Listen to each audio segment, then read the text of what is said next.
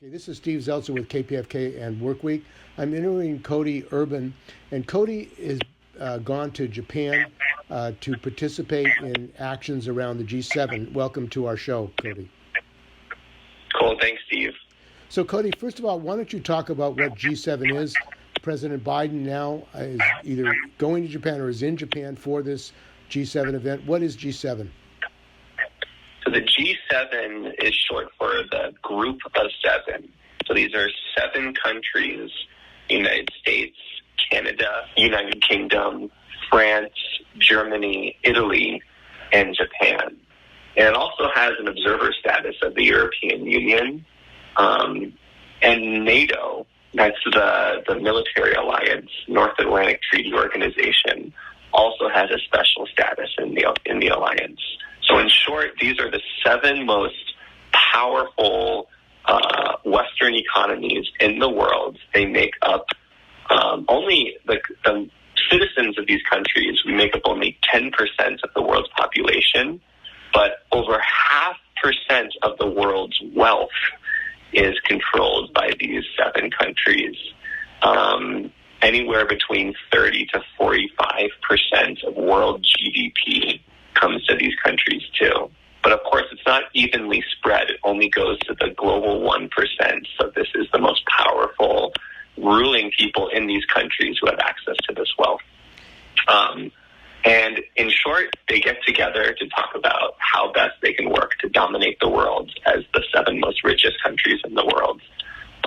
And that's, in essence, what the G7 is all about. And that's what they're looking to meet about in Hiroshima over the next few days. And the Biden administration, the Democrats and Republicans have pumped in billions of dollars to the war in Ukraine and also to the expansion of the military. We're reaching $1 trillion military budget. How has that affected Asia? And what is the connection with the G7 meeting in Hiroshima? It is incredibly significant because so much of that military infrastructure that the U.S. and all these other countries have given, I'll say, is focused so much in Asia Pacific. The U.S.'s military presence, about 60% of all U.S. overseas personnel are in the Asia Pacific region. And it's part of what the United States has called its Pivot to Asia strategy. And over the last few months, and I think at most the last year, the other G7 countries too, that includes Canada, it even includes the European countries like Britain and France, have introduced their own Pivot to Asia strategies as well, to the point that even Atlantic countries,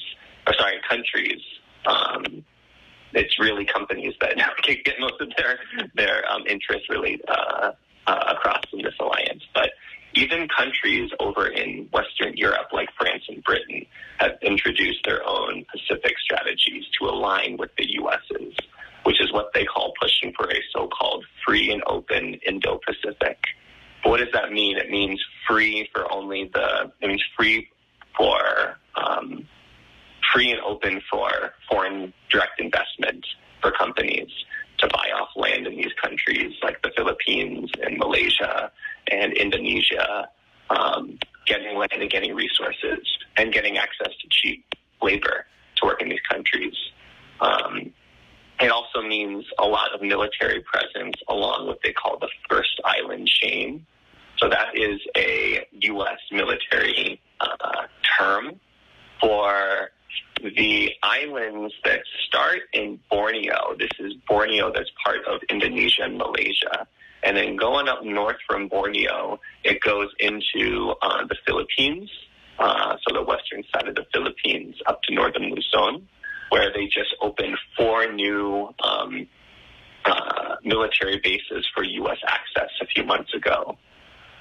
And from the north, coming down from Japan, going down south towards Okinawa, Japan has and this is where Japan's hosting of the G7 this year comes in. Japan hosts by far the most overseas military presence. Germany is second, another G7 power. but there's over 120 official U.S. military facilities in Japan, most of which are in Okinawa, which is down to the south.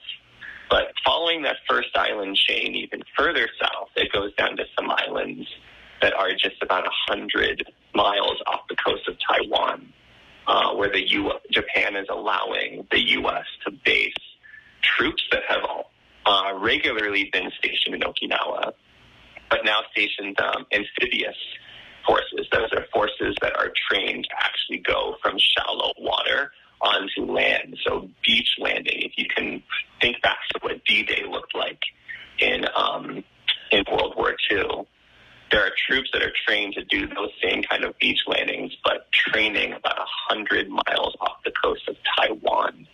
And that's where the first island chain closes. So going up from the north, from Borneo in the Philippines, coming down south through Japan and the southern islands of Okinawa and further down south, the first island chain meets in the middle in Taiwan. And this is where, in the news, we've heard so much about threats about how China, so-called, is looking to invade Taiwan.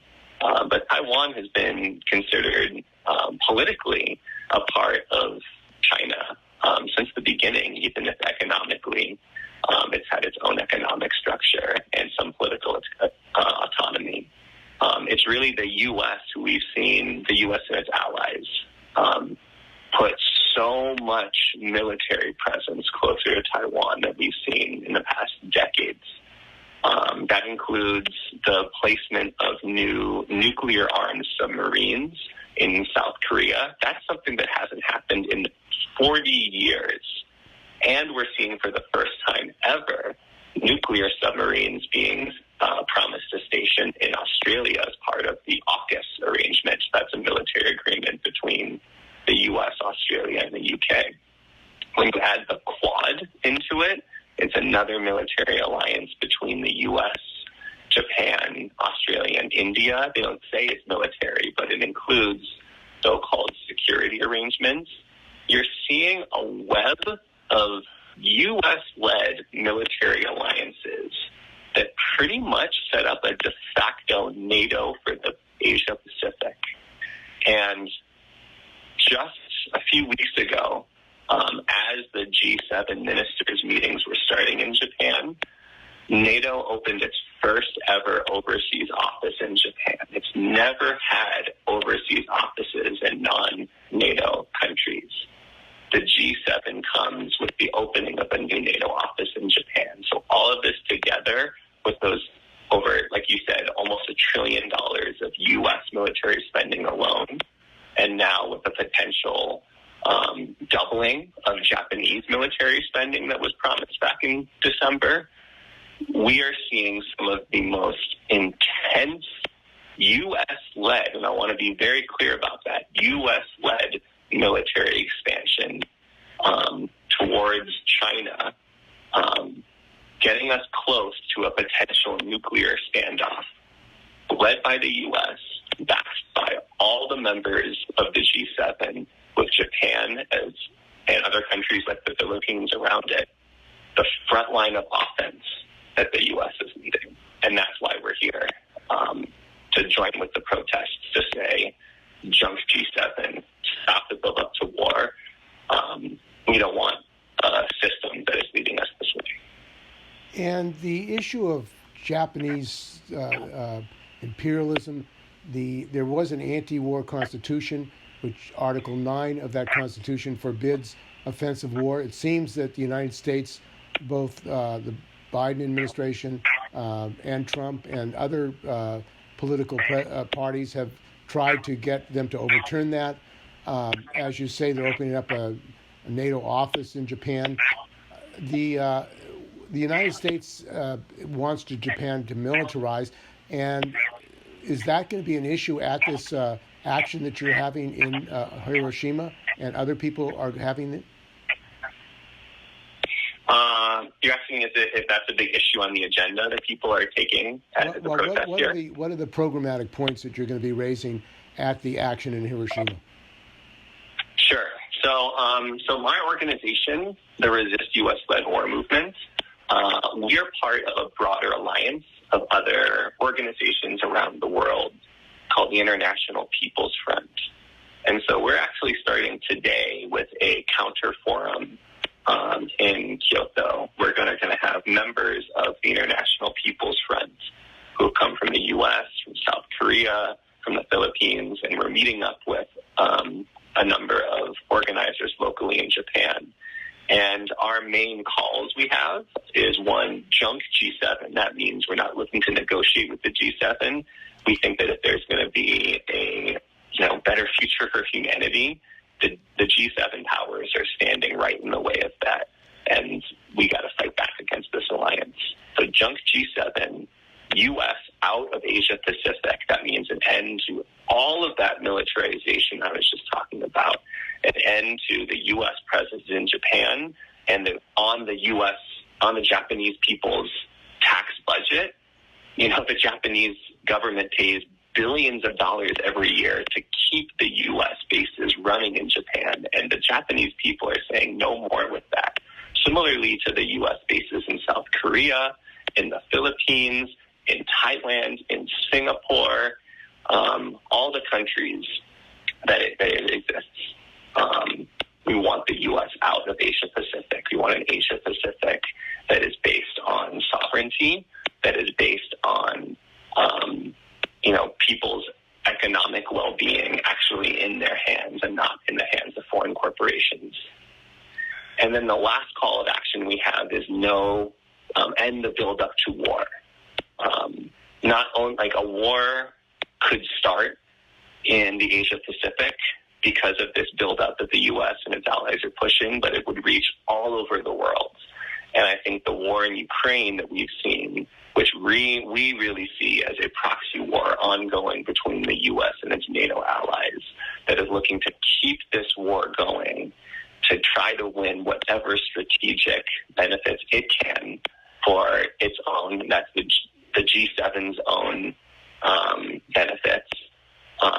We're seeing just how far-reaching that is happening on the people of the world, and is leading us closer than I know I've ever seen in my lifetime to a potential nuclear war. That is only getting worse with what the U.S. At the front of the G7 is pushing for in Japan and in the Pacific in general. So it's really those three calls that the International People's Front is carrying in our forum today, and what we're taking to the streets in Hiroshima over the next couple of days. That is junk G7, U.S. out of Asia Pacific, and end the build-up to war. And a number of your supporters have been prevented from entering Japan. Can you talk about that? Oh, can you say that one more time? A number of your supporters who were going to Hiroshima have been prevented from going to Japan. Can you talk about the justification the Japanese government had for preventing them to go to the conference in Hiroshima? Yeah, and this is really unprecedented because there were folks coming in who, when they were asked what they were coming in for, even just saying we're here to speak at a peace forum, we were here to, speak around the country, which we were, that is part of why we're here. Even that alone, they were said, they didn't have enough evidence to prove that that's all they were doing. While we had, some of our members are being questioned trying to come into the country, they saw multiple people in the immigration area, as well as new signs that were up saying that, we apologize for the inconvenience while the G7 meetings are happening because we're going to have extra security measures so the time the questioning might be longer. Sorry for the inconvenience. So what sounds like this very kind of benign, sorry to inconvenience you sign is actually hiding a very intense, uptick in surveillance, uptick in security and crackdowns on freedom of speech, just to say, no build up to war is considered a national threat, is that the Japanese government whose behalf are they really saying that to when you have, Biden and these other heads of state into the country? So this is I would love for you to hear more from the folks who actually went through this. But I will say that this is a major attack, an unprecedented attack on freedom of speech, on freedom to assemble.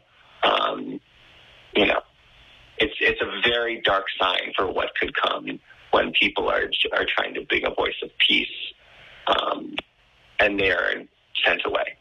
That's what I'll say about that for now. Okay, and the Rengo, which is the National Trade Union Federation of Japan, the largest anyway, has been supporting the Kishida government, supporting apparently this war drive.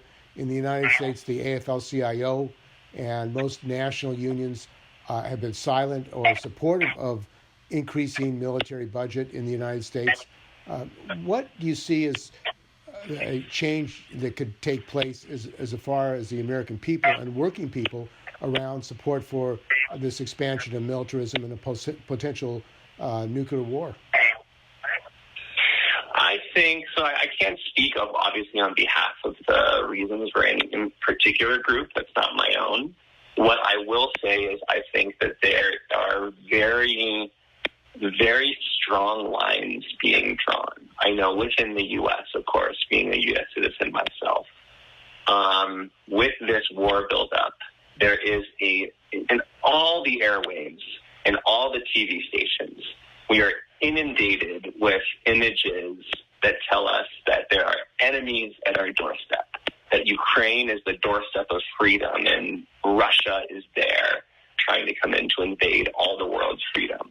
We are told that the Pacific is the gateway to freedom, and here's China and North Korea who are coming in trying to invade at the doorstep of the world's freedom. And really, it reminds me so much of when I was a kid, and I remember, and George Bush was on the airwaves saying, "You're either with us or against us," before the U.S. bombs started dropping in Iraq. This is an age-old propaganda strategy. And just like what happened when, we had folks trying to come in to, express their freedom of speech, express a voice for peace in Japan, the harsh end of the state is starting to come down on people. And I think that, unfortunately, it means that what has in the time been a more united movement against war, that divisions are coming out for various reasons, divisions that, we need to find a way to bridge. Divisions I think we can find a way to bridge. And we find a way to bridge those by connecting with the people who I think are most affected in their day-to-day lives. Everyone's affected by this drive to war, whether you're in the countries themselves that are receiving the bombs, or you're in the countries that are sending the bombs, but are taking more and more and more money away from social welfare programs while inflation is rising, food and gas prices are going, through the roof. People feel this, and I think that even though right now at this moment there is a major deliberate attempt through the news media on behalf of the U.S. and its allies at the G7 to get people to support this war drive. I do think that, through our efforts of getting the truth out, through our efforts of showing that even if people are scared, people with less power in society are scared, there are other people who think like them who are taking the actions to say no, who are like the countless people in Hiroshima who have been, since the G7 meeting started, taking to the streets of Japan. If we can get enough people to see that we are united, that we are taking to the streets together, I hope that it'll build the bravery to push back that with us or against us threats that the U.S. keeps putting out. And I think that that's the hope we have to have keeping us going forward. And this rise of both Russia bashing and now Chinese bashing has led to a rise of Asian hate in the United States. How has this war drive and attack on China affected Asian American people in the United States? I mean, we saw it especially during the Trump administration when Trump himself was calling, COVID the quote-unquote Chinese virus. This incredibly racist language he was using. That brought out deeply racist sentiments within society to come out and just straight up attack Asian American people in so many different cities across the U.S. And I think that Biden, even though the Biden administration has, put out their own hashtag Stop Asian Hate signs to try to be as anti-Trump as possible, Biden administration's actions are just as anti-China as Trump's were, and in some cases even more so, because Biden is actually dumping even more military funding than Trump did during his time. I think that the Democrats' strategy is starting to show itself as no different from the Republicans' strategy. This is one of the few things you see Republicans and Democrats united on today. That is bashing Russia, bashing China, bashing North Korea, bashing Iran, pointing to these countries that they say are our enemies, but then embracing countries that, do either the same thing that they say that these other countries are doing, or much worse, in human rights abuses. And I think that we will see people who are disenfranchised continue to lash out in violent ways if we don't push back past this, hateful rhetoric that our administrations are sending against us in the U.S.